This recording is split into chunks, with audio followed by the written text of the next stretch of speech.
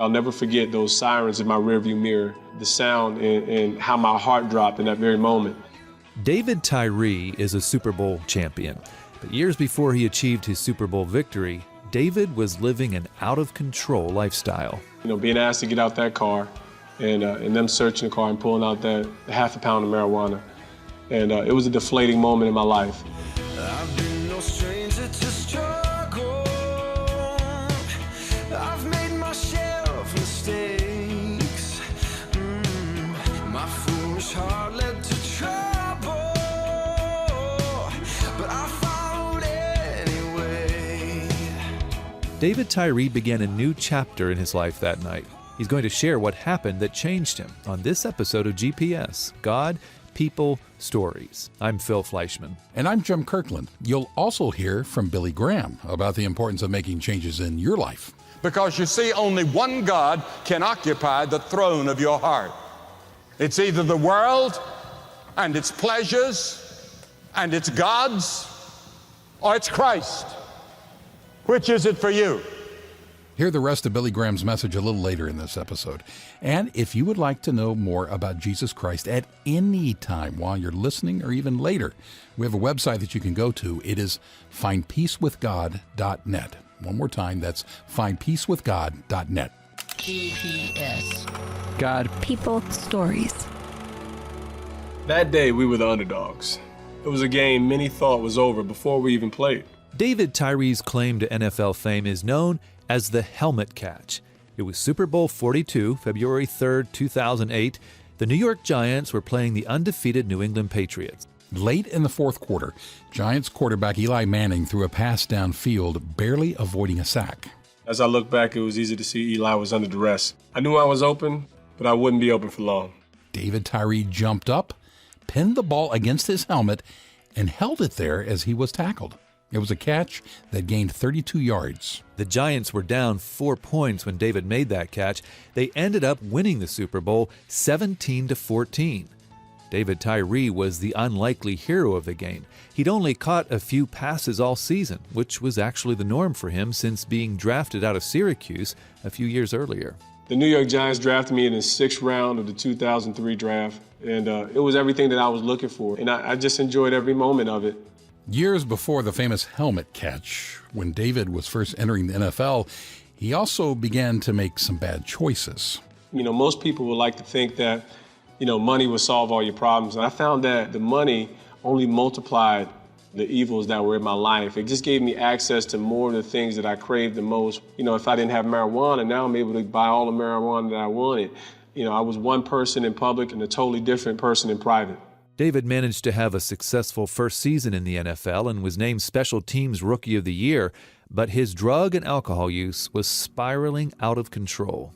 I smoked weed every single day throughout my rookie year. And I began to not just smoke the weed, I began to sell the weed. My struggles with alcohol were a lot more than just having a good time and getting wasted and laughing away.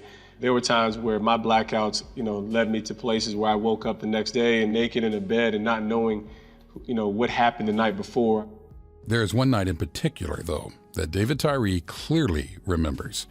March 2nd, 2004. David was driving in New Jersey with two friends during the NFL offseason.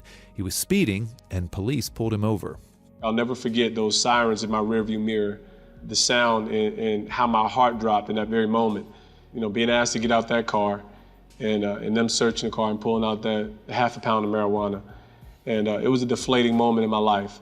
All three men in the car were arrested. As I was being pulled into that Fort Lee jail cell, I realized that I was broken. I was broken and there was no one to look at other than myself. And at that moment, nothing else mattered. I just knew I needed something more. When I was in that jail cell, I realized I'm 24 years old, NFL Special Teams Rookie of the Year, New York Giants Rookie of the Year, and now I had ruined it all. I've been lost in the shadows, in the valley of despair, in the middle of a battle, where I've never been more scared. David Tyree thought he had ruined it all. But looking back now, David knows that God was at work in that situation and in his heart. David surrendered his life to Christ as he sat in the jail cell. I ended up in a fetal position, crying and weeping out to God. I could no longer resist God's love. The person of Jesus Christ was now a reality in my life. It wasn't just a myth. It wasn't just a figment or this idea. The forgiveness of sins is what actually sets man free. And I was immediately transformed. Transformed indeed. The very next day, David gave up drugs and alcohol, began reading the Bible daily, and a few months later, married his girlfriend. 4 years later, David made the helmet catch, which many sportscasters call the greatest play in Super Bowl history. But David knows he wouldn't have made it to that high point in his life and his NFL career if not for that night spent in a jail cell, crying out to God for help. I knew that I experienced a love that had changed my life forever, and I knew there was never going to be any looking back for me. I had no hope for tomorrow. Felt so much pressure, yes, I thought I would crack. But now there's no looking back. I'm moving forward, 'cause I know I got my armor now. No fear, no doubt.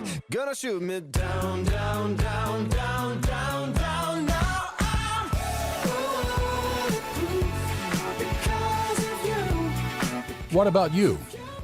What I'm asking here is, are you ready to put your past behind you and begin a brand new life? It's possible if you have a personal relationship with God's Son, Jesus Christ. The Bible says if you confess with your mouth that Jesus is Lord and believe in your heart that God raised him from the dead, you'll be saved. Surrender your heart to Jesus and you can experience the same transformation that happened to David Tyree. You can learn more about doing just that at our website. It's findpeacewithgod.net. That's findpeacewithgod.net.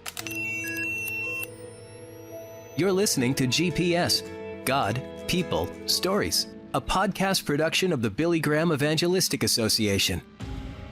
Americans tend to think of athletes as godlike beings. Billy Graham. We make too much of some of the young players, and these young players sometimes just cannot take it and they crack up because it takes experience and maturity to take all the money and all the fame so suddenly at such a young age. Because you see, only one God can occupy the throne of your heart. It's either the world and its pleasures and its gods, or it's Christ. Which is it for you? Every person that ever lived has to make the same choice. Now, you can't change your past, but you can determine your destiny by deciding for Christ.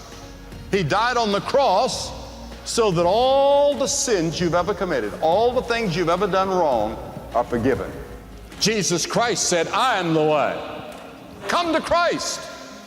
He will give you a new strength and a new power and a new joy and a new peace and a purpose for living. And now back to the hosts of GPS, Jim Kirkland and Phil Fleischman.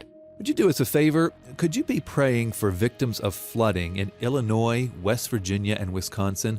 Chaplains from the Billy Graham Rapid Response Team have been on the scene, and they're ministering to people like this woman, Mary, whose basement was flooded. It was a basement that was partially furnished. We had a bed, carpeting, paneling, desk, bookcases, a lot of stuff stacked down there for storage and that, and all of it went out in the garbage. It was all ruined. Mary is a follower of Jesus Christ, and she says she has experienced God's peace throughout the entire ordeal. She was thrilled when she saw chaplains from the Billy Graham Rapid Response Team come to her house. Oh, they just prayed with us. They were so great.